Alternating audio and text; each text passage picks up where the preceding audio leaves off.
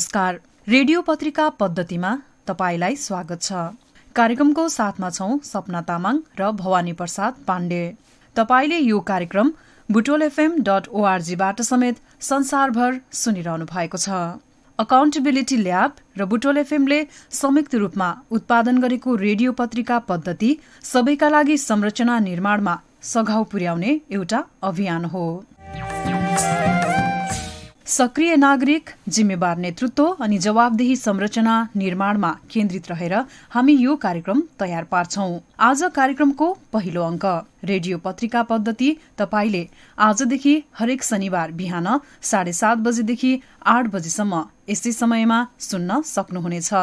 यो कार्यक्रमको पुनः प्रसारण तपाईले सोमबार बेलुकी 7:30 बजेदेखि 8 बजेसम्म सुन्न सक्नुहुनेछ। कोरोना महामारीका कारण अहिले संसारका अधिकांश मुलुकहरूले नराम्रो असर भोग्नु परिरहेको छ। त्यसबाट नेपाल पनि अछुतो छैन। कोरोना महामारी र त्यसबाट उत्पन्न अवस्थाले प्रभाव नपारेको सायदै कुनै क्षेत्र होला। नागरिकको जीविकोपार्जनदेखि राज्यको अर्थतन्त्रसम्म कोरोना महामारीका कारण आक्रान्त छ। रेडियो पत्रिका पद्धतिभित्र कोभिड बुलेटिन, नेतृत्व संवाद, विश्लेषणात्मक रिपोर्टका साथमा नागरिकका आवाज समेटिनेछन्। नागरिक आवाजको खण्डमा तपाईँ पनि सहभागिता जनाउन सक्नुहुन्छ। त्यसको लागि तपाईँले आजको कार्यक्रम सुनिसकेपछि अन्तिम 10 मिनटको अवधिमा हाम्रो टेलिफोन नम्बर 071 438 573 मा फोन गरी आफ्ना विचार र धारणा राख्न सक्नुहुनेछ। कार्यक्रम पद्धति कोरोना महामारीले पारेको प्रभाव सम्बोधनमा नागरिक र नेतृत्वबीच सहकार्यको सेतु पहिलाउने अभियान हो। कोरोना महामारीका कारण नागरिकमा परेको असरलाई 3 तहमा रहेका सरकारहरूले कसरी सम्बोधन गरिरहेका छन्, त्यसबारे नागरिकहरू के भन्छन्, स्थानीय तह मार्फत गाउँ गाउँमा पुगेको सरकारले नागरिकका आवश्यकतामा कस्तो भूमिका खेलिरहेको छ, कोरोनाको प्रभाव सम्बोधनमा सरकारले गरेको खर्चबाट नागरिकले कस्तो अनुभूति गरिरहेका छन्, यिनै प्रश्नको जवाफमा केन्द्रित रहनेछ रेडियो पत्रिका पद्धति। आज कार्यक्रमको पहिलो अंक। आजको अंक हामीले कोरोनाको प्रभाव सम्बोधनमा सरकारले गरेको खर्चको अर्थमा केन्द्रित रहेर तयार गरेका छौं। सरकारले गत साउन महिना अन्त्यसम्म कोरोना महामारीका सन्दर्भमा 13 अर्ब 37 करोड रुपियाँ खर्च गरेको छ। खर्चको सबैभन्दा ठूलो हिस्सा अर्थात् 45% रकम स्थानीय सरकार मार्फत खर्च भएको छ। प्रदेश सरकारले 11% रकम खर्च गरेका छन्। लुम्बिनी प्रदेशको सामाजिक विकास मन्त्रालय अन्तर्गतको कोभिड कोषबाट 21 करोड 94 लाख 20 हजार खर्च भएको छ। यसमा कोभिड अस्पतालमा कार्यरत चिकित्सक, स्वास्थ्यकर्मी, कर्मचारीको जोखिम भत्ता जोडिएको छैन। प्रदेश सरकारले स्थानीय पालिकाहरूलाई दिएको रकम पनि यसमा जोडिएको छैन। कार्यक्रम सुरु गरौं कोभिड बुलेटिनबाट।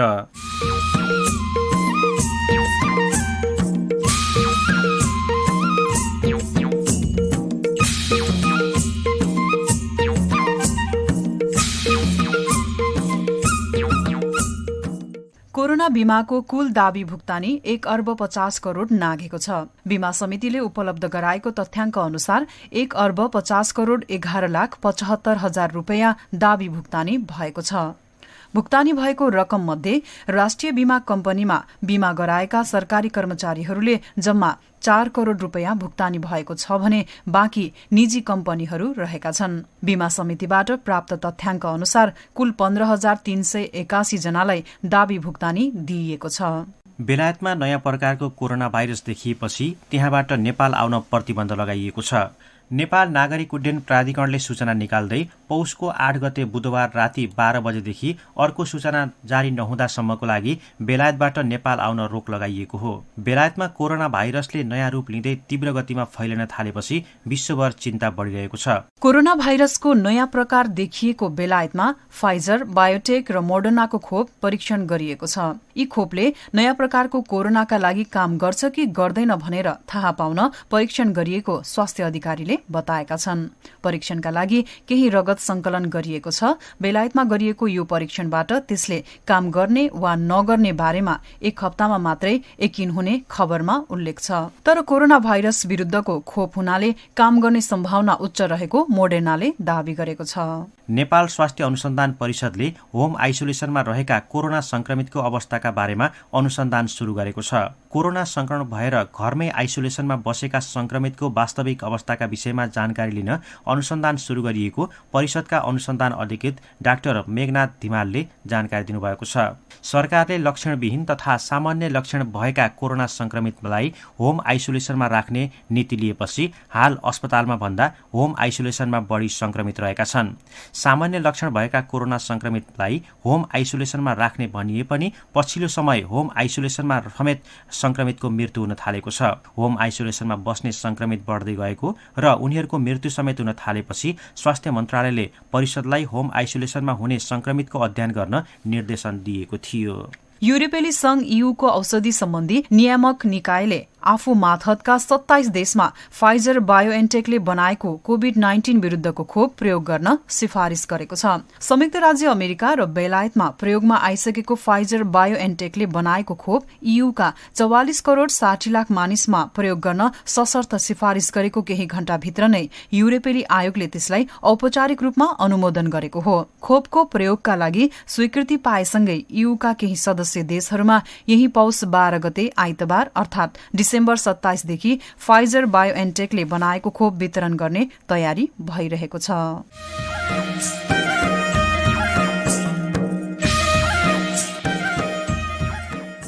कोरोना भाइरस नियन्त्रणका लागि सरकारले विभिन्न शीर्षकमा खर्च गर्यो।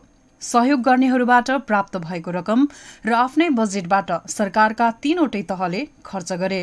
खर्चका विषयमा राम्रा र नराम्रा दुवै टिप्पणी भए। सर्वसाधारण तथा अगुवाहरूले कोभिड नियन्त्रणमा सरकारले गरेको खर्च पारदर्शी गर्न आवाज उठाइरहेका छन्। सुनौ यसै सम्बन्धमा तयार गरिएको रिपोर्ट। बुटवल 11 कालिकानगर अमरनाथ पथका सुभाष रिजाल समाजसेवी हुनुहुन्छ। उहाँलाई कोरोना नियन्त्रणमा सरकारले गरेको खर्चको हिसाब किताब जान्ने मन छ। कोरोना महामारी नियन्त्रणका लागि विभिन्न ठाउँमा खर्च भएका छन्। स्रोतको जो अर्थात् सहयोग पनि गरेका छन्। म एउटा सर्वसाधारण नागरिक भएकोले के कति खर्च भयो जानकारी पाउनु म जस्तै सर्वसाधारणको अधिकार हो। खर्च सार्वजनिक गर्दा सरकारमाथि पनि विश्वास बढ्छ, पारदर्शिता देखिन्छ, सरकार पनि लोकप्रिय हुन्छ। 3 तहका सरकारले आफ्नै लक्ष्य र गक्ष्य अनुसार बजेट खर्च गरेका छन्। खर्च हुनुपर्ने बेला भएन र गरिएन भन्ने गुनासो उठिरह्यो। जसका लागि खर्च हुनुपर्ने हो त्यहाँ खर्च भएन भन्ने आवाज पनि नउठेका होइनन्। खर्च त भयो तर कहाँ र कसरी भयो भन्ने जानकारी दिन तिनै तहका सरकारले आनाकानी गर्ने गरेका देखिन्छन्। सुशासनको लागि खर्चको पारदर्शिता आवश्यक छ भन्नुहुन्छ पारदर्शी सरकार समूह रूपन्देहीका अध्यक्ष महेन्द्र पाण्डे। नागरिकले बुझ्ने तरिकाबाट, नागरिकले प्रतिक्रिया दिन सक्ने तरिकाबाट सार्वजनिक गर्न सरकारका, राज्यका सबै तहका सरकारका संवैधानिक र कानुनी दायित्व हो। र जुन गरिराखिएको छैन, गरेको छैन, कतिपयले गरेका छैनन् भन्ने कुराहरू आएको छ। आम रूपमा गरेकाले पनि आम रूपमा गरेका छैनन् भन्ने कुराहरू आएको छ। यसले चाहिँ संविधान प्रदत्त नागरिकको सूचनाको हक मलाई उल्लङ्घन गरेछ। यस्तो खर्च चाहिँ सार्वजनिक नगर्नुको सरकारी नियतले यसमा चाहिँ भ्रष्टाचार लुकाउन, त्यसमा बेथिति लुकाउन, अनियमितता लुकाउन भएको चाहिँ सहजै अनुमान गर्न सकिन्छ। त्यसकारणले अब यस्ता खालका खर्चहरूलाई सूचना सम्बन्धी कानुनको अभ्यास, सूचना सम्बन्धी ऐनको अभ्यास गरेर भए तापनि आम नागरिकलाई सुसूचित पार्दै, सरकारलाई खबरदारी गर्दै मुलुकमा सुशासन र सदाचारको लागि योगदान गर्न खास गरी आम सञ्चार जगत र नागरिक समाजको कर्तव्य हो। यस बेला कोरोना नियन्त्रणमा भएका पहल र समस्याको उठान आम सञ्चारका माध्यमबाट भए, तर त्यहाँ भएका खर्चको विवरण सार्वजनिक गराउन सञ्चार माध्यमले त्यति चासो नदेखाएको गुनासो बढिरहेको छ। समाजको ऐनाको रूपमा रहेका सञ्चार माध्यम नै चुकेका त होइनन्। नेपाल पत्रकार महासंघ रूपन्देहीका अध्यक्ष यानेन्द्र जीसी। कोभिड नियन्त्रणका लागि विभिन्न कोषहरू जम्मा गरेर नागरिकको जीवन रक्षाका लागि विभिन्न अभियानहरू सञ्चालन गरे। तर अहिलेसम्म तिनै तहका सरकारले चाहिँ त्यसको खास तथ्याङ्क के हो, कति पैसा रकम कहाँबाट प्राप्त भयो, के गर्यो भन्ने कुरा चाहिँ जवाबदेही भएका छैन, त्यसको सावधानी भइरहेको छैन। यसमा मूलतः मिडियाहरूले भूमिका खेल्नुपर्ने हो। त्यसमा पनि मिडियाहरू चुकिरहेका छन्। खास गरी यो एउटा त्यही नजिकै सम्बन्धका हिसाबले पनि कतिपय पत्रकारहरूले नलेखेका हुन सक्छन्। तर खोजी गर्ने कुरामा चाहिँ तपाईँको मिडियाहरू चुकेका छन्। हामी चुक्नु हुँदैन। मिडिया क्षेत्रले चाहिँ यस्ता विषयहरू, किनकि सबै कुराको चाहिँ तथ्यलाई बाहिर ल्याउने कुरा मिडियाकै भूमिका भर पर्दछ। मिडिया भनेका यो समाजका जनताको पक्षमा आवाज बोल्ने, लेख्ने संस्थाहरू हुन्। ती संस्थाहरू चाहिँ जनताकै पक्षमा उभिनुपर्छ। त्यसको लागि जनताले कति रकम चाहिँ ती सरकारहरूले प्राप्त गरे, कहाँबाट प्राप्त गरे, रकम चाहिँ कहाँ कसरी खर्च भयो भन्ने कुराको जानकारी जनताले पाउनुपर्छ। त्यो पाउने हक जनताको। त्यसले गर्दा चाहिँ मिडियाहरूको चाहिँ हामीले यसलाई चुक्नु हुँदैन, यसलाई तपाईँको लाग्नुपर्छ। भोलिका दिनमा चाहिँ तपाईँको सबै कुराहरू जवाबदेही हुने, पारदर्शी हुने कुरा चाहिँ मूल कुरा हो भन्ने मलाई लाग्छ।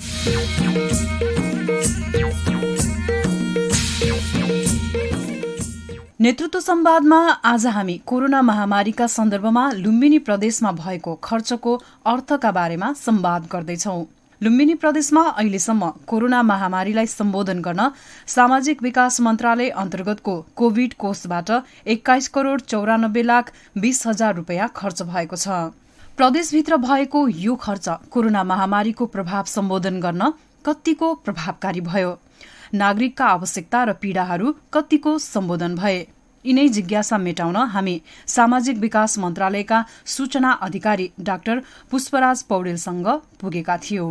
जस्तै क्वारेन्टाइनको लागि त हामीले यो सामाजिक विकास मन्त्रालयबाट त त्यो पैसा गएन, मुख्यमन्त्री कार्यालयबाट हरेक स्थानीय तहलाई मलाई लाग्छ गाउँपालिकालाई 10 लाख र यसरी नगरपालिका उपमहानगरपालिकालाई गर्दा त्यतिखेर चाहिने 13 करोड रुपियाँको हाराहारीमा हरेक 109 स्थानीय तहमा यस प्रदेश सरकारबाट पैसा चाहिँ गएको छ। त्यसरी त्यो चाहिँ स्रोत परिचालन गर्यो। हामीले त्यसमा के गर्यौँ, प्राविधिक समन्वयकर्ता, प्राविधिक सहजीकरणको काम चाहिँ सामाजिक विकास मन्त्रालयले गर्यो। अनि त्यसपछि लगत्तै अर्को काम हाम्रो लागि उपचारको कुरा थियो। हाम्रो प्रदेश सरकारको संविधानले प्रत्याभूत गरेको म्यान्डेट भनेको पनि क्युरेटिभ सर्भिस, उपचारको प्रबन्धन गर्नु हो। त्यसतर्फ यो प्रदेशको क्याबिनेटले गत चैतको 12 गते क्याबिनेट स्तरीय निर्णय गरेर यस प्रदेशका 4 विभिन्न स्थानमा कोभिड विशेष आइसोलेसन अस्पताल सञ्चालनमा ल्याउने घोषणा गर्यो र त्यही दिनबाट नै एकदम ऱ्यापिडली काम भयो। फलत यो लुम्बिनी प्रादेशिक अस्पतालद्वारा सञ्चालित धागो कारखाना आइसोलेसन अस्पताल, त्यसै गरी राप्ती प्रादेशिक अस्पतालद्वारा सञ्चालित बेलझुन्टी चाहिँ आइसोलेसन अस्पताल, त्यसै गरी तत्कालीन अवस्थामा भेरी अस्पतालले सुशील कोइराला पर्खर क्यान्सर रोग अस्पतालमा सञ्चालनमा ल्यायो, पछि पुनः भेरीमा नयाँ बिल्डिङ भएपछि उतातिर गयो। यसरी 4 स्थानमा चाहिँ जुन कोभिड विशेष आइसोलेसन अस्पताल स्थापना गर्ने निर्णय गरेर त्यसतर्फबाट चाहिँ स्थापना भई सेवा सञ्चालनरत अहिले पनि छ। अनि त्यसै गरी बिचमा हामीलाई सुरक्षा कवचहरू, पिपी भन्छौँ जसलाई, व्यक्तिगत सुरक्षाजन्य सामग्रीहरू, किटहरू, अनि ग्लोभ्सहरू, मास्कहरू, भाइजरहरू, N95 मास्कको, अनि IR थर्मोमिटर भन्छौँ हामी चाहिँ, इन्फ्रारेड रे थर्मोमिटर, त्यस्ता कुराहरूको एकदमै अभाव भयो। त्यसतर्फ यो कोषबाट नै तत्काल निर्णय गराएर हाम्रो प्रदेश स्वास्थ्य आपूर्ति व्यवस्थापन केन्द्रले केही आफैले खरिद गरेर केही समन्वयमा पनि त्यस्ता चिजहरूको चाहिँ हामीले सर्टकमिङ हुन दिएन, अभाव हुन दिएनौँ र त्यसरी स्रोतको, त्यसरी एउटा औषधि तथा औषधिजन्य माल सामान आपूर्ति, ढुवानी, भण्डारणको पनि एकदमै आवश्यक चाँजो मिलायो। त्यसैका लागि भनेर यो चाहिँ हामीले प्रदेश स्वास्थ्य आपूर्ति व्यवस्थापन केन्द्रलाई अहिलेसम्म 3 करोड 55 लाख रुपियाँ चाहिँ निकासा गऱ्यौँ र त्यसले खर्च पनि गरिरहेको छ। त्यसै गरी लुम्बिनी अस्पतालको सञ्चालन तथा व्यवस्थापनका लागि भनेर 5 करोड 90 लाख 90 हजार रुपियाँ, यसको अलावा उसले 2 करोड पहिल्यै पाइसकेको थियो हैन।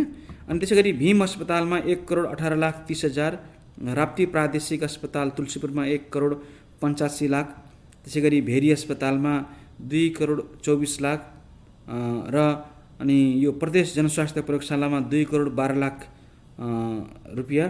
त्यसै गरी यो प्रदेशका विभिन्न स्थानमा आइसोलेसन सेन्टर सञ्चालन गर्ने पनि निर्णय गर्यो, किनकि यति धेरै केस भयो कि अस्पतालमा त राख्ने ठाउँै भएन र धेरै सङ्क्रमितहरूलाई खासै त्यस्तो तीव्र खालको लक्षण पनि थिएन। पहिलो अवस्थामा हाम्रो पहिलो जुन सङ्क्रमणको लहर फैलेको अवस्थामा धेरै जसो चाहिँ अलाक्षणिक थिए, मध्यम लाक्षणिक थिए, तिनीहरूलाई त हामीले के सोच्छ नि, अस्पतालमा ल्याएर राख्ने ठाउँै छैन, हजारौँको सङ्ख्यामा छन्।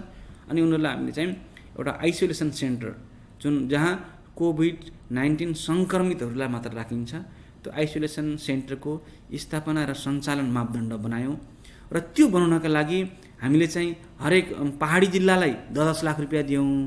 पहाडी जिल्लाको DCCMCले खर्च गर्ने गरी, तराईको जिल्लाको DCCMC यानि कि जिल्ला कोरोना सङ्कट व्यवस्थापन केन्द्रको समन्वयमा खर्च गर्ने गरी चाहिँ तराईका जिल्लालाई 20 लाख रुपियाँ दियौँ।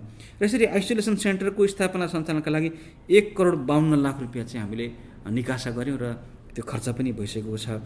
यसरी आजका दिनसम्म आइपुग्दाखेरि यो प्रदेश सरकारले जुन कोभिड-19 को निदान, उपचार र व्यवस्थापनका लागि जुन एउटा छुट्टै कोषको परिकल्पना गरेको थियो र त्यो कोष मार्फत यसरी खर्च भइरहेको छ। यसमा तलब भत्ता समावेश छैन। यो कोषबाट तलब भत्ता अनुगमन कुनै पनि भत्ता शीर्षकको पैसा जाँदैन, इभन जोखिम भत्ता पनि जाँदैन। यसले विशुद्ध प्राविधिक औजार उपकरण, बिरामीको उपचारमा आवश्यक चिज र बिरामीलाई चाहिने खाद्यान्न र बिरामीको उपचारमा संलग्न चिकित्सकले खाने र खाजा र आवास खर्चको कुराहरू आउँछ। त्यो चाहिँ अहिलेसम्म अनि हामीले सब वाहन पनि दियौँ।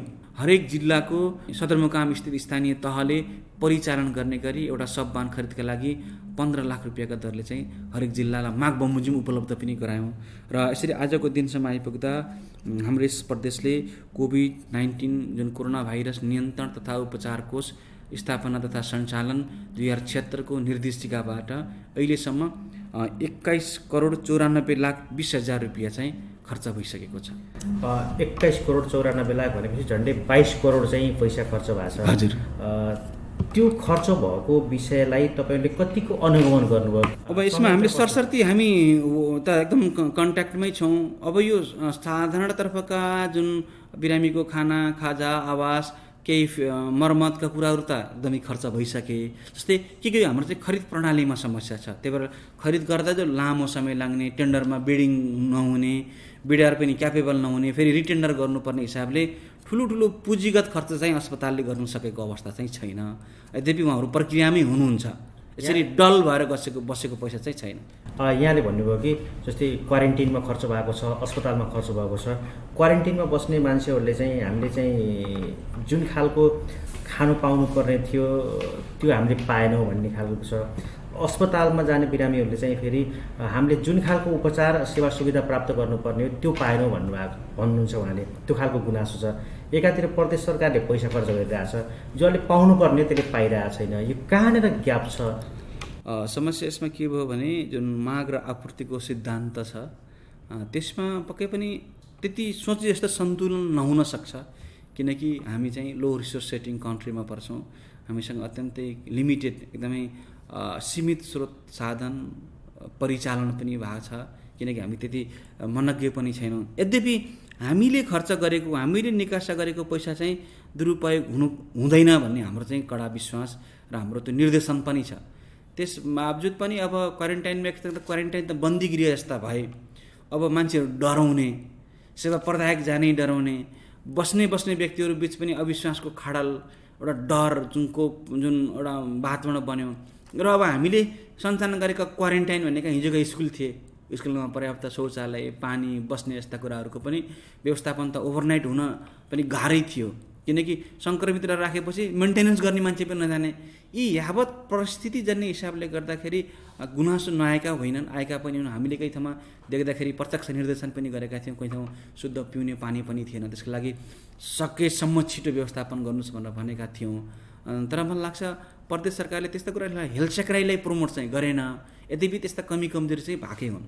अनि यति खर्च भएको छ, यो ठाउँमा हामीले चाहिँ रकम दिएका छौँ र त्यसको सही रूपमा परिचालन भएको छ भनेर यो खर्चलाई तपाईँहरूले सार्वजनिक गर्नुभएको छ? यसरी हाम्रो त यो खर्च कसैले माग्न आयो भने त हामीले कसलाई कति पैसा दिएका छौँ भनेर चाहिँ हामीले भनिदिन्छौँ होइन। त्यसरी अहिलेसम्म अफिसियली सार्वजनिकीकरण चाहिँ गरिएको छैन। तर यो ट्रान्सपारेन्ट छ। किनकि यो कोषको बैठकको निर्णयबाट जाने कुरा हो।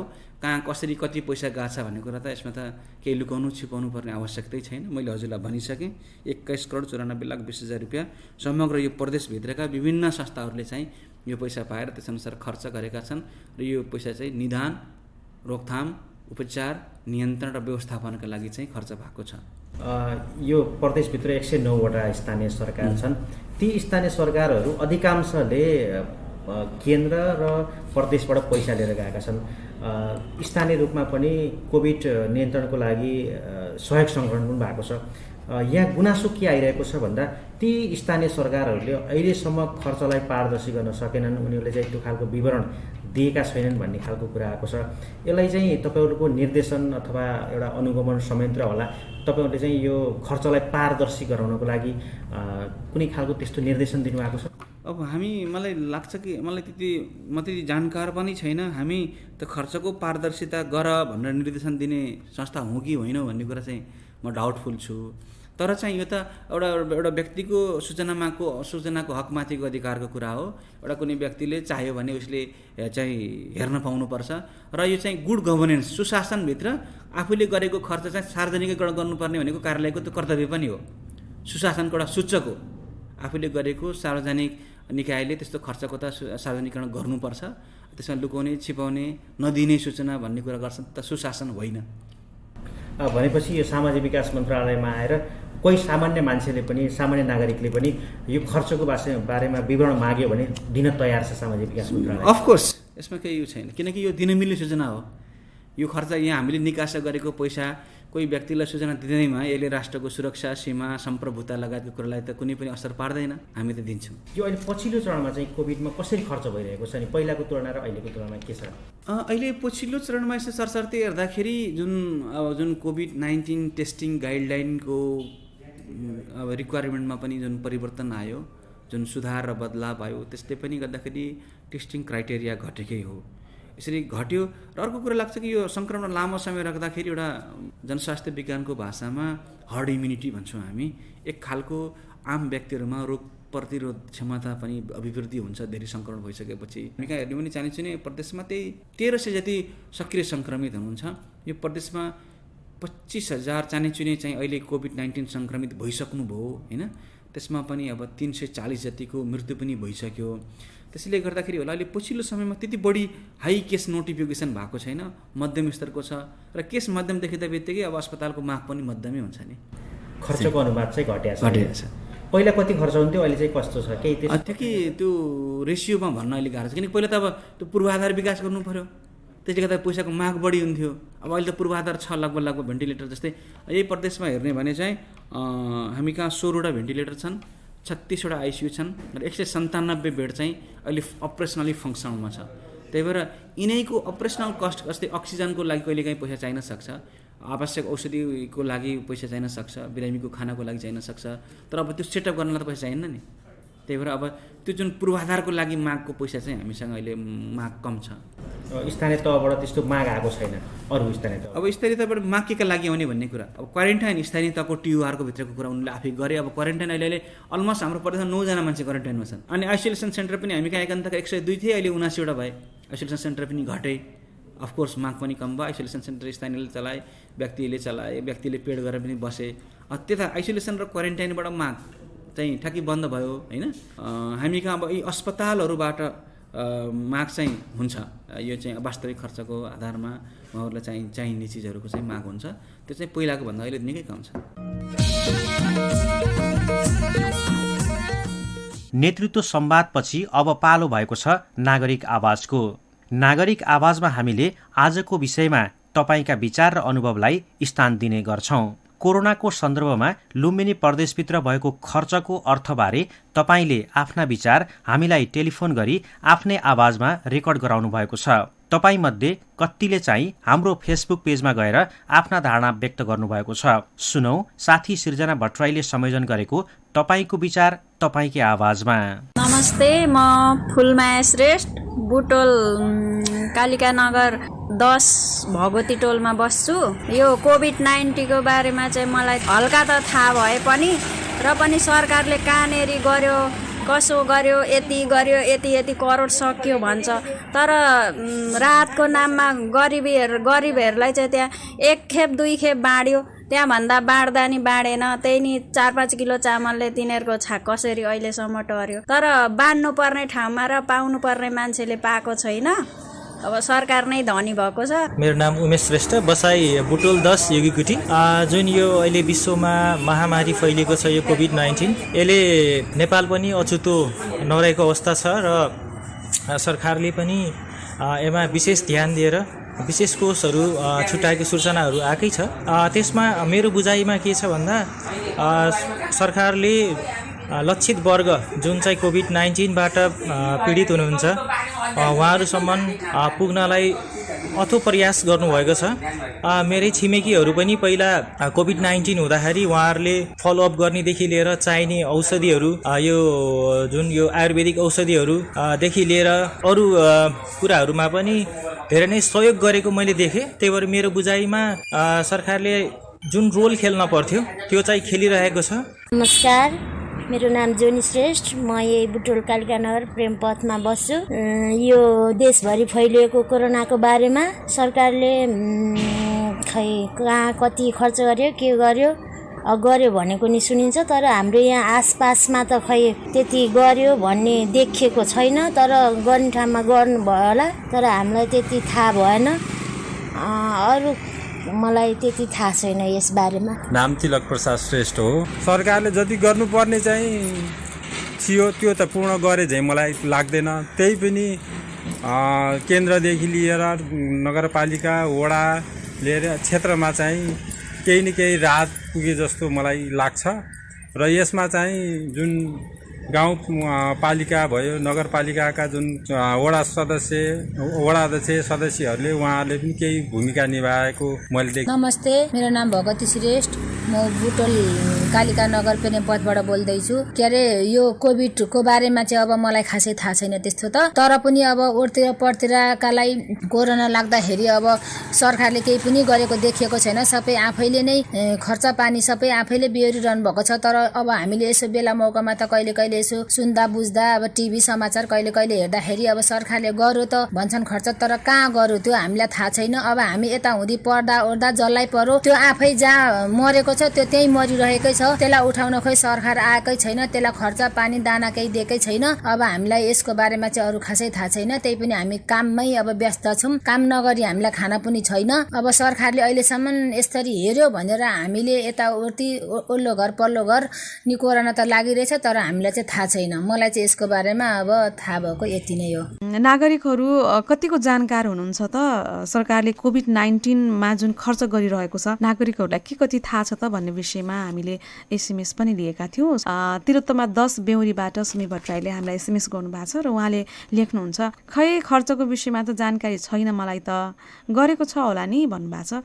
त्यस्तै गरी हामीलाई अर्को एसएमएस पनि प्राप्त भएको छ। अस्मिता बरालले मणिग्रामबाट पठाउनु भएको छ, बेला बेलामा त सरकारले खर्चको विवरण त दिएको छ, हामीले समाचार सुनेका छौँ, यो कुरा त थाहा छ, तर कहाँ के कति खर्च भएको छ भन्ने चाहिँ थाहा छैन है भन्नुभएको छ। त्यस्तै गरी एसएमएस प्राप्त भएको छ हामीलाई सङ्गीता पाठकको मकरहर रूपन्देहीबाट पठाउनु भएको छ। उहाँले ठिकै छ सरकारले गरेकै छ नि, अब गरेकै छैन भनेर विरोध गरिराख्नु भन्दा पनि अब खर्चको विवरण यति उति भन्दा पनि राम्रै गरे जस्तो लाग्छ मलाई त भन्नुभएको छ। नागरिक आवाजमा तपाईँ पनि सहभागी हुन सक्नुहुन्छ। त्यसका लागि तपाईँले हरेक बिहिबार बिहान 7 बजेदेखि 9 बजेसम्म 071 438 573 मा फोन गरी आफ्नो विचार आफ्नै आवाजमा रेकर्ड गराउन सक्नुहुन्छ, अथवा हाम्रो फेसबुक पेजमा सोधिएको प्रश्नमा गएर पनि आफ्ना धारणा व्यक्त गर्न सक्नुहुन्छ। अब हामी कार्यक्रम पद्धतिको अन्त्यमा आइपुगेका छौं। आज हामीले कोरोना सम्बन्धी देश विदेशका जानकारी, जनआवाज र लुम्बिनी प्रदेशको सामाजिक विकास मन्त्रालयका सूचना अधिकारी डाक्टर पुष्पराज पौडेलसँग गरिएको कुराकानी प्रस्तुत गर्यौं। महामारी सबै ठाउँमा जस्तै नेपालमा पनि छ। यसलाई नियन्त्रण गर्न सबै ठाउँबाट नै पहल नभएको होइन। खर्च र हिसाब किताबका विषयमा नागरिकले प्रश्न गर्ने र सरकारले सहजै उपलब्ध गराउने हो भने सरकारकै लोकप्रियता बढ्ने निश्चित छ। रेडियो पत्रिका पद्धतिको उत्पादन र प्रसारण अमेरिकी जनताको सहयोगबाट सम्भव भएको हो। यो कार्यक्रम USAID को सहयोग तथा NDI को वित्तीय र प्राविधिक सहयोगमा अकाउन्टेबिलिटी ल्याब र बुटोल एफएमले संयुक्त रूपमा तयार पारेको हो। कार्यक्रम उत्पादनमा सहयोग उपलब्ध गराउने USAID र NDI लाई धेरै धेरै धन्यवाद। आजको कार्यक्रम तपाईलाई कस्तो लाग्यो? प्रतिक्रिया र सुझाव दिन नभुल्नुहोला। हामी तपाईकै सुझाव र प्रतिक्रियाको आधारमा कार्यक्रमका आगामी अङ्क तयार पार्ने प्रयास गर्छौं।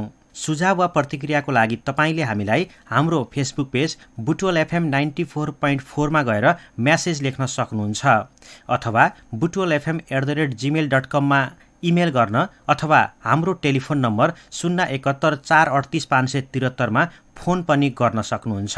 हवस् त, आजको कार्यक्रमबाट उत्पादन समूहका सम्पूर्ण साथीहरू तथा प्राविधिक सहयोगी रमेश रेग्मीका साथै म सपना तामाङ र भवानी प्रसाद पाण्डे पनि बिदा माग्छौं। आउने हप्ता अर्को एउटा महत्वपूर्ण विषय लिएर आउने नै छौं। नमस्कार।